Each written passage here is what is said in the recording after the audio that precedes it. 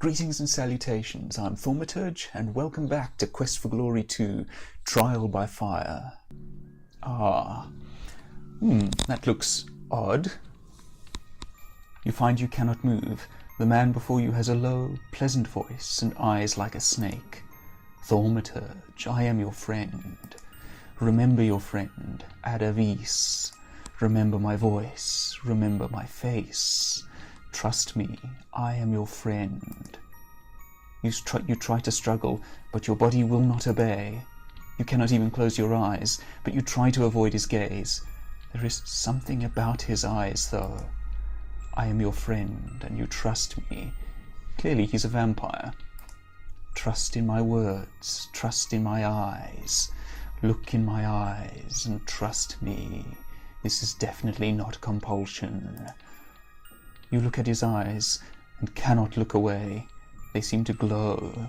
His words seem to whirl around your head. Thaumaturge, I am your friend. Obey now your friend, Ada vis. Obey now my words, obey now my voice. Trust in your friend, and obey me. You find yourself relaxing. You are with a friend. His eyes are gentle, and his smile warms you. Thaumaturge, you know me. I am your friend, Ada vis, who helped you escape from the dungeons of Razir. Together we will seek to aid our friend, Emir Aris. I was his trusted vizier, remember. You find yourself nodding at this humble, gentle man. To end the evil reign of Kaveen and restore our friend, the Emir Aris. Together we must go out into the desert. We must journey to the Forbidden City and recover the magic item that will break the spell upon the Emir. This all sounds above board. We need to get the statue. Yes, you know this is something you've got to do, but you frown as you try to remember something you once heard about that figure. You remember the statue, don't you? It has remarkable powers and can break any spell it touches.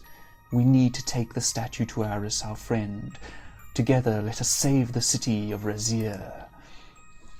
He puts his arm on your shoulders and you smile. Here is a man of great wisdom that you have trusted and respected, and he needs your help. Together you will save the Emir. You and Ada vis will get the statue. You there, try walking through the door now.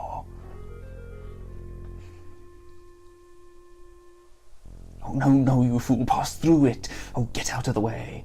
You have no idea how or why you got here, but it is nice to be able to help such a nice man. Everything's nice.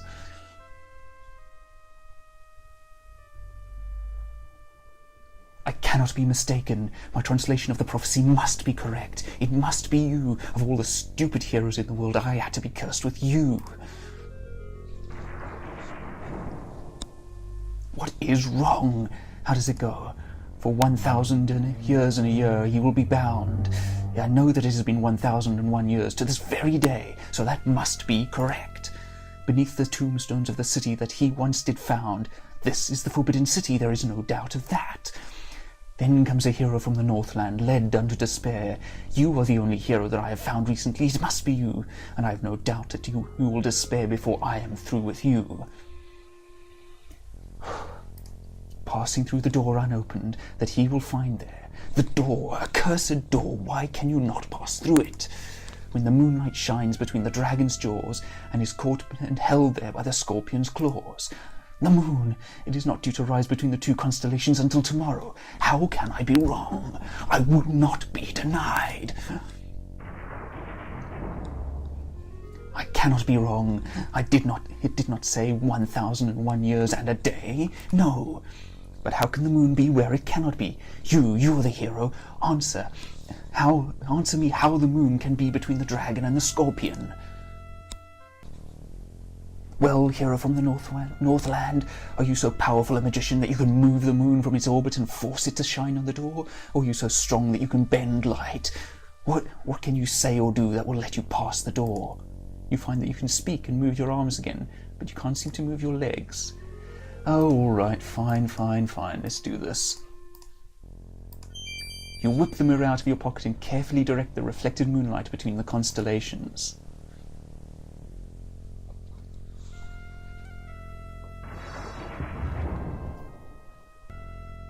At last, now how does the rest of the prophecy go? And at last the hero, he who waits behind, shall see, while he rises by the dark one, and the light shall flee. By the name of Suleiman, so shall this be. Now you know all you need to know. Go in there and bring me the statue.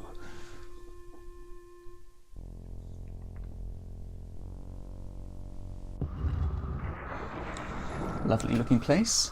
For a few moments your mind is overwhelmed by the squalling, whirling wind. Then the euphoric feeling starts to fade, and you stand alone in the darkness. The past few hours are hazy in your memory. You remember only one thing clearly. You are here to find the statue.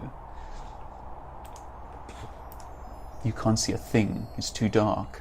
Are we likely to be eaten by a grue? There is a red glow in another chamber beyond this one. Okay, well, good thing that we have a source of magical light on us. Right. The door through which you entered the Forbidden City has closed behind you. The rock glistens with moisture. Lovely backdrop this, by the way. Let's take a look around, shall we?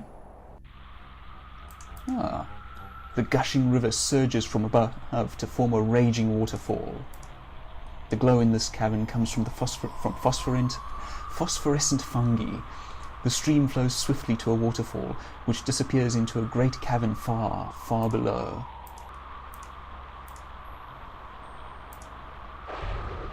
The rocks shake, but they are still well supported at the base. The wind no longer blows as fiercely as before. Not quite sure what that did for me, but can I levitate now? No. Without the wind, alright, well, maybe the wizard does this too and I'm misremembering. I thought that I levitated across, but apparently not. I think we just go up here.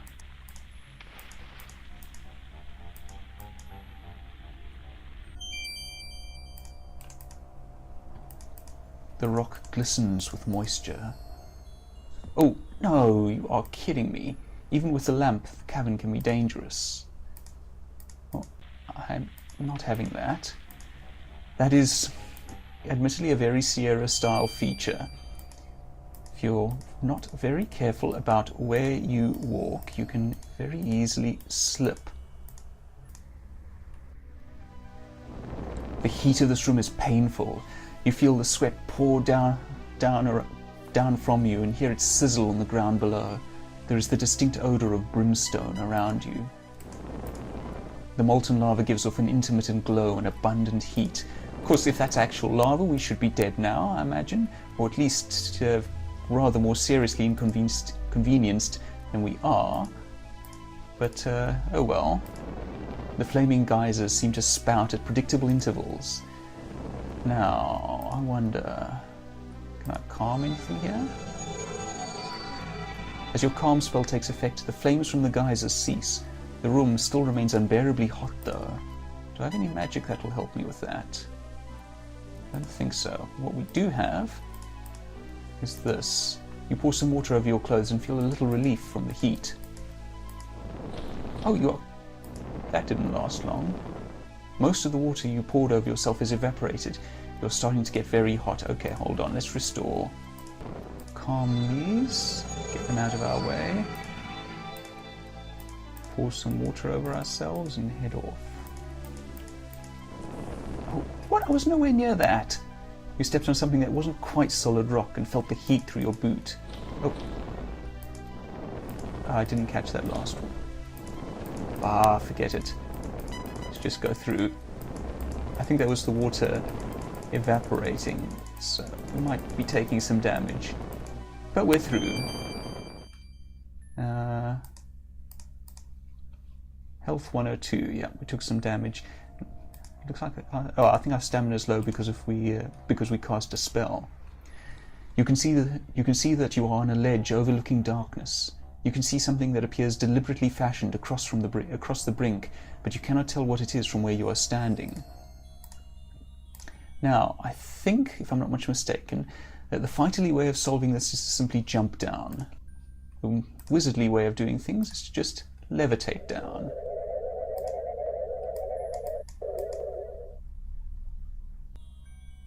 All you can see is the pocket of cavern in which you stand, solid rock on all sides and a massive doorway. You hear a deep, echoing voice. None shall enter, none shall pass, but he who speaks the name of power. Speak now the name of power. The name, I believe, is the one who pronounced this, and it is Suleiman. As mentioned in the prophecy, you hear a sound of thunder. Ooh, this looks interesting. Something is piled up in the dark. You're in a roughly hewn cave or old mine. Something glittery. It looks like armor of gold. It looks like treasure of jewels and gold. I mean, this isn't suspicious at all, is it? Oh, well... A zap for a permanent nap. Your animal magnetism obviously sparked this flash of brilliance. Next time you proceed, pay heed to the creed. To succeed, you need to be freed from greed. Alright, let's go on as intended. Beyond this door awaits your fortune. And behind us, then, we leave a fortune. A glow illuminates this chamber. It flows from an object high atop the strange structure before you. At the sight of the glowing object, you feel irresistibly drawn forward. Your feet seem to move with a will of their own.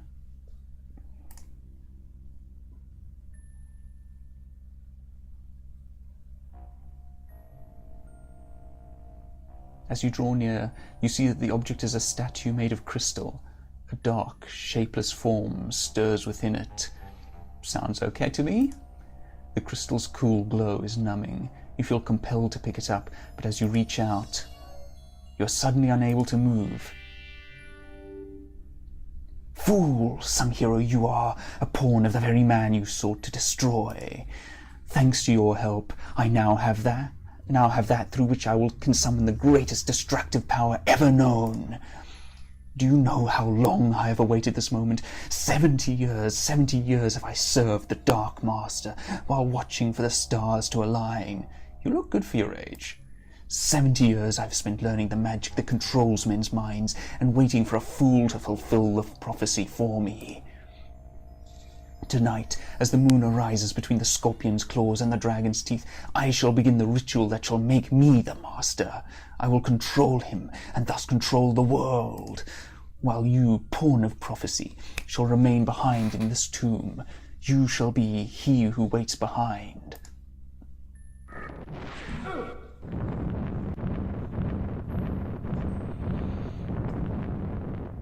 Farewell, hero. Well, that's great. The statue is no longer here. It has been taken by Adavis. Something flashes in the darkness. I want the thing that's flashing. You see a small golden ring around the tip of a stalagmite, or is it a stalactite? It's the former, I do believe.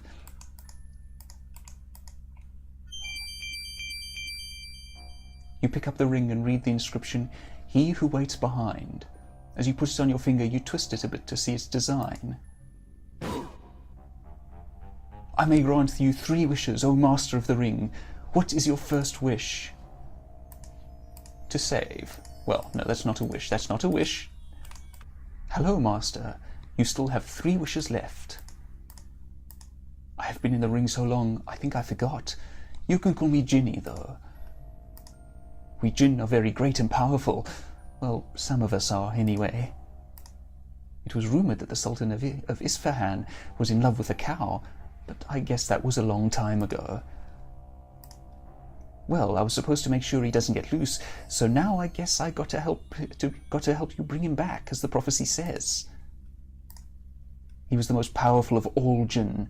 1,000 years and a year ago, he created a huge city here and tried to make all men bow before him. Suleiman summoned all the Jinn to his side, and with their power turned the city into his tomb. Then he himself was caught and bound, and became the statue you saw here. Suleiman Ben Daoud was the wisest of the wise, strongest of the strong, most magicalist of the magicians. He was also very kind and made me he who waits behind and put me in the ring. I'm the genie of the ring. Suleiman asked for someone to stay here and guard to make sure you didn't escape. I volunteered. All the other jinn laughed at me because I'm not very good at magic. But not Suleiman. He said I'd do fine and let me be he who waits behind. I guess he was wrong. He's gone and you and I are kind of stuck here, aren't we, Master? You are the Lord of the Ring. Since you put it on and twisted it, your wish is my command, as long as it helps return him here. This used to be the city that he created, but after Suleiman and I and all the other jinn beat him, this became kinda his tomb, I suppose. The prophecy may have become a bit garbled over the years, but the original went like this when Suleiman taught it to me. 1,000 years in a year, so shall he be caught, in the tombstones of the city where he and I once fought, until moonlight has been captured twixt the scorpion and the drake. Then comes a hero from the Northland, and the ancient powers wake. Led and followed by a dark one, guide to deceit and despair, passing through the trial by fire, trials of water, earth and air, passing through the door unopened, barrier that yields to none. By my name of Suleiman, so shall this be done. Come at last unto betrayal, and to he who waits behind, that's me, and now how did that go? And he shall rise, and something about a final night. I'll remember it sometime. I can grant you 3 wishes by the power of the ring. I can get you anything you want as long as it is health, prowess, or teleporting you to him. Alright, I think we are ready to make a wish. What is your wish, Master? Okay, so we can buff our various stats. We can take healing, and we can teleport. Let's have a look at our stats. Okay, we have 103 of 170 health.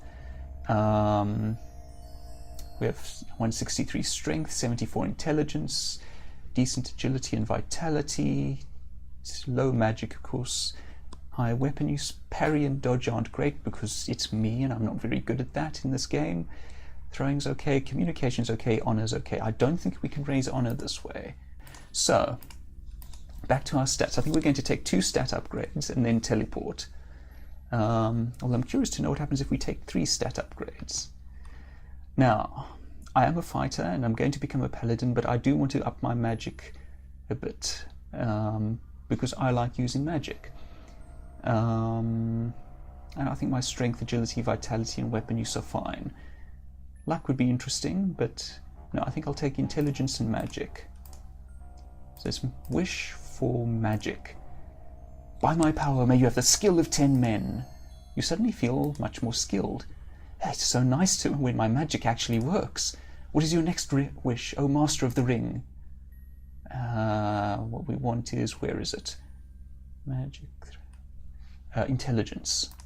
By my power may you have the skill of 10 men. You suddenly feel much more skilled.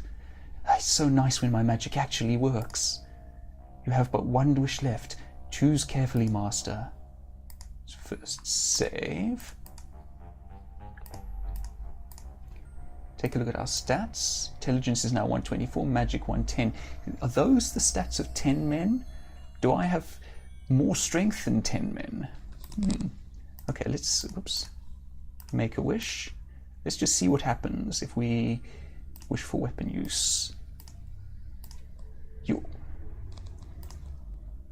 Next time you fight, try following up an overhead slash with an upward jumping slash. Oh, so there is actually an advantage to that. I think that's remake only, though. Okay. Come on, just one more little wish. You've wished away your 3 wishes, O Master of the Ring. Enjoy your stay here. It will be a long one, no doubt. Okay, so we will make a wish to be teleported. There will be no safety for anyone until he is returned, Master. We must hurry and bring him back. In the name of Suleiman Ben Daoud, the Binder, and by my power as he who waits behind, take us to him.